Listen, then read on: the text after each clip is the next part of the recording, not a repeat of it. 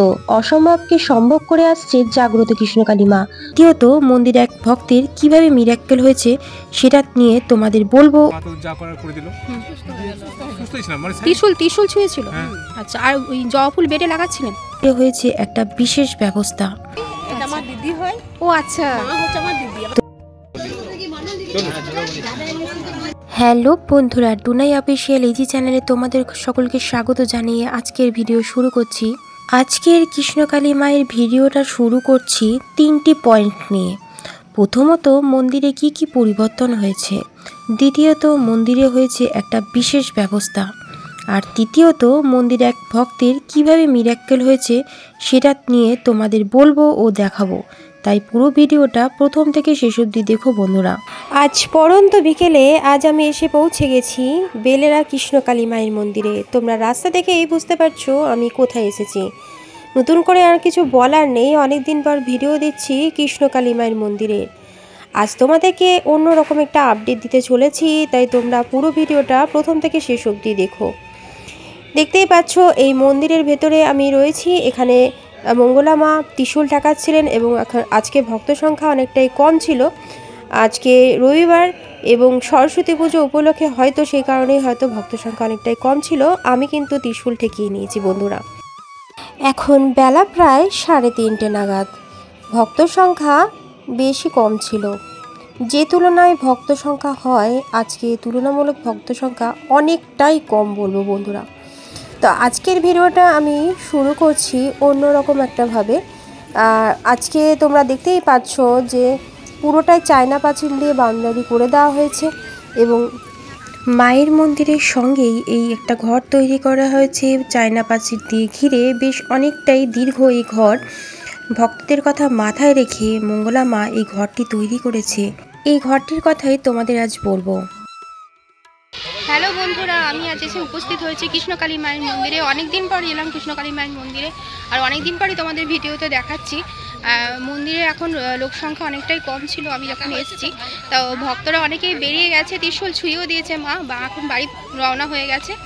তো আমরা এখন এসেছি, এখন প্রায় 3:30 বাজে এবং মন্দির বন্ধ হয়ে গেছে। তো তোমাদের পুরো চারপাশটাই ঘুরে দেখাচ্ছি। দেখো এখন অনেকটাই পরিবর্তন এসছে কৃষ্ণকালী মায়ের মন্দিরে। আগে চায়না পাঁচিল দিয়ে ঘেরা ছিল না, বাউন্ডারি করা ছিল না, এখন বাউন্ডারি দিয়ে দেওয়া হয়েছে চারপাশটা। আর এই যে তোমরা দেখতে পাচ্ছ এই যে ঘরটা তৈরি করা হয়েছে, এটা ভক্তদের জন্য করা হয়েছে, তাতে ভক্তরা এসে থাকতে পারে। রাতে অনেক সময় হয়তো অনেক ভক্তরা আসে কিন্তু তারা থাকার জায়গা পায় না, বা হয়তো অনেক সময় তাদের অর্থ থাকে না, টাকা থাকে না যে ঘর ভাড়া দিয়ে থাকবে। মা ভক্তদের জন্য এই ঘরটা করেছে যাতে তারা এসে রাত্রিটা অন্ততপক্ষে থাকতে পারে। আর তোমরা এখানে দেখতেই পাচ্ছ এখানে কলের ব্যবস্থা রয়েছে, বাথরুম রয়েছে, সব কিছুই ব্যবস্থা রয়েছে। তো এখানে আশা করি কোনো অসুবিধা হবে না। যারা দূর থেকে ভক্তরা চলে আসবে তারা এসে এই ঘরে নিঃসন্দেহে থাকতে পারো। ঘরটা সেই জন্যই তৈরি করা হয়েছে। তবে এই ঘরে এখনও কারেন্টের ব্যবস্থা হয়নি, কারেন্টের ব্যবস্থা ধীরে ধীরে হবে। সেটাও তোমাদের বলে দিচ্ছি। তা তোমরা এখনই এসে পড়লে যে তোমরা এখন কারেন্ট পেয়ে যাবে তা নয়, এখন কারেন্ট আনার ব্যবস্থা করা হচ্ছে। এখন আমি তোমাদেরকে এই লাইনের ব্যারিকেডটা পেরিয়ে পুরো চারপাশে বাউন্ডারিটা চায়না পাঁচিল দিয়ে ঘিরে দেওয়া হয়েছে সেটাই তোমাদের দেখাবো। আর তার সঙ্গে সঙ্গে এক ভক্তের সঙ্গে তোমাদেরকে পরিচয় করিয়ে দেবো, যে ভক্ত পুরনো মন্দিরে তো এসেছিলই, উপকার পেয়েছে, আর তাছাড়া এই মন্দিরে এসেও কিভাবে উপকৃত হয়েছে আর কিভাবে তার সঙ্গে মিরাক্কেল হয়েছে সেটা তার মুখ থেকে তোমাদেরকে শোনাবো। আপনারা কি প্রথমবার এসেছেন? না, আমরা প্রথমবার নয়, দ্বিতীয়বার এসেছি। দ্বিতীয়বার এখানে প্রথমবার? এখানে প্রথম। ও আচ্ছা আচ্ছা, এর আগে আসেননি? না, এখানে আর এর আগে আসিনি। ও আচ্ছা, ওখানে পুরনো মন্দিরে ও আচ্ছা, কোনো উপকার হয়েছে আপনাদের কারোর? উপকার হয়েছে। উপকার বলতে আমি আঙুলের জন্য এসেছিলাম। আচ্ছা, কি হয়েছে আঙুলে? আঙুলে সুগার থেকে হয়েছিল। আচ্ছা, সুগার থেকে হয়ে আঙুলটা সেপটিক হয়ে যায়। ও আচ্ছা, সে থেকে ডাক্তার বললো, এটা পিজির ডাক্তার বললো আঙুলটা কেটে বাদ দিতে। আচ্ছা, যাই হোক, মাকে গিয়ে ওখানে বলেছিলাম, যাক মা তো যা করার করে দিল, সুস্থই ছিলাম। মানে ত্রিশূল ছুঁয়েছিল? হ্যাঁ। আচ্ছা, আর ওই জবা ফুল বেটে লাগাচ্ছিলেন? বেটেন না, মানে শুধুমাত্র ত্রিশূলের ছোঁয়াতেই হয়ে গেছে? আচ্ছা আচ্ছা, আমি ওইটা জানতাম না। বর্তমানে দুটো জবা ফুল খালি পেটে খেয়েছিলেন? একটা সকালে একটা বিকেলে একটা। আচ্ছা, না না, দ্বিতীয়বার এখানে নিয়ে এখানে প্রথমবার। আচ্ছা, চোখের জন্য চোখে এখন প্রবলেম, হ্যাঁ, এই শতাধিক হচ্ছে, চোখে ভালো ঝাপসা। হ্যাঁ, একদম পুরো ঝাপসা। এখন আজকে ত্রিশূল থেকেই যান, দেখবেন আজকে থেকে অনেকটা ইমপ্রুভ হবে।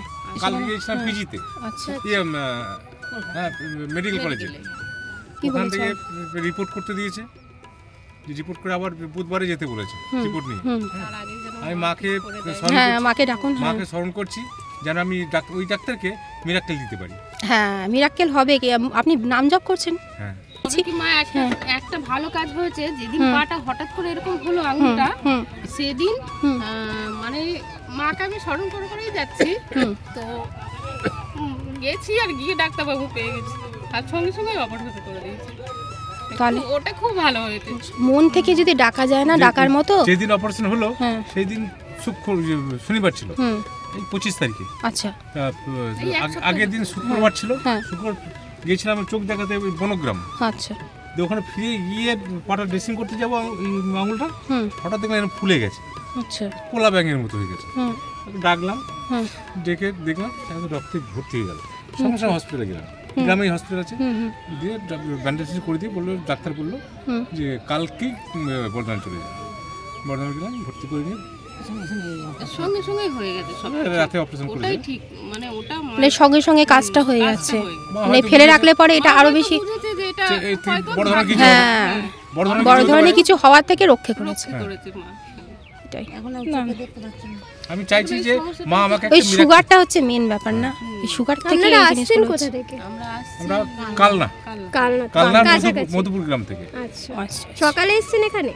না না, না একটু বেলাতেই এসছি আজকে। আজই বেলাতেই এসছি। রবি সরস্বতী পুজো যেহেতু পড়েছে, ওই পুজোর জন্যই ফাঁকা আছে। পুজোর নাহলে জন্য যাই হোক ভালো হয়ে যান, আর যেভাবে মা বলেছে সেভাবে করুন। ভালো হয়ে যায়। হ্যাঁ অবশ্যই ভালো হবেন, মন থেকে মায়ের ডাকুন। আশীর্বাদ। মা হ্যাঁ, ডাক্তার চেক আপ সব কমপ্লিট হয়ে গেছে, কিন্তু আমার তাই মায়ের কাছে। বায়োপসি করেনি। আচ্ছা এই ধরুন, এই আঙুলে ধরুন, এই আঙুলটা নড়াতে পারতাম, এইখানটা নড়তো, মানে তার কি সেন্স ছিল, হ্যাঁ সেন্সটা ছিল, ওই জন্য হয়তো ডাক্তার বুঝেছে যে বায়োপসি করা হ্যাঁ দরকার। হ্যাঁ হ্যাঁ ওর জন্য হয়তো বুঝেছে, ওরকম কিছু সিমটম ছিল না। অন্য কোনো কিছু রিপোর্ট কিচ্ছু করতে হয়নি। সেদিন গেছি, ডাক্তারবাবুর সঙ্গে দেখা হয়েছে, উনি বললেন ভর্তি হয়ে যান, দিয়ে ভর্তি করে আর রাত্রে অপারেশন করা হলো। ফার্স্ট ট্রিটমেন্টটা হয়ে গেছে না, আমাদের পরপর যখন হয়েছিল ট্রিটমেন্টটা। তখন আমার সুগার ছিল প্রায় 600। তারপরে যখন মায়ের কাছে এসেছিলাম, মায়ের কাছে যাওয়ার পর 3 দিনের মধ্যে এসে গেল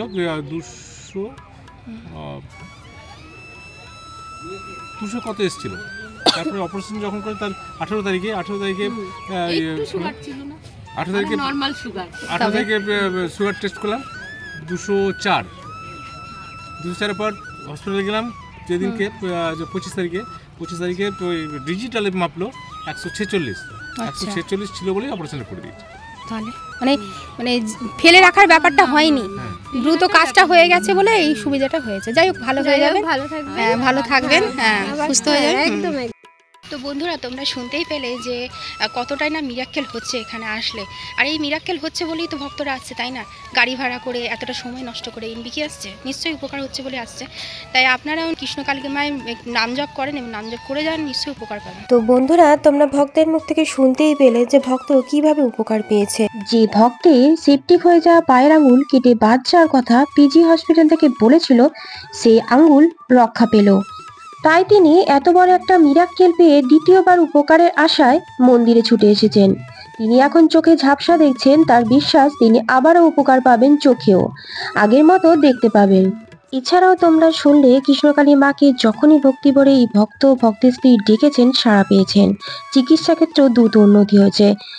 এরকম আরেকটি ভক্তকে দেখায় যার পা আগুনে পুড়ে গেছে। তিনি উপকারের আশায় মায়ের মন্দিরে ত্রিশূল ছোঁয়াতে এসেছেন। প্রথমবার এসছেন? আপনার পায়ে পায়ে গরম ভাব লেগে গেছে। গরম ভাত পড়ে গেছে। ভাব ত্রিশূল ছুঁয়েছে মা? এসেছে হাত দিয়ে উপর থেকে। আপনার কোনো উপকার হয়েছে? আমি প্রথমবার না এসেছি। আমি এই প্রথম আসছি, এটা আমার দিদি হয়, ও আচ্ছা, মা হচ্ছে আমার দিদি। তো বন্ধুরা তোমরা দেখতেই পাচ্ছ যে কৃষ্ণকালী মায়ের মন্দিরে আসলে কিভাবে উপকার পাচ্ছে ভক্তরা। বর্ধমানে কৃষ্ণকালী মায়ের প্রচার আজ সর্বত্র, অসম্ভবকে সম্ভব করে আসছে জাগ্রত কৃষ্ণকালী মা। দূর দূরান্ত থেকে ভক্তরা মায়ের মন্দিরে ছুটে আসে ত্রিশূল ছোঁয়ানোর জন্য এবং মায়ের চরণের জবা ফুল নেওয়ার জন্য।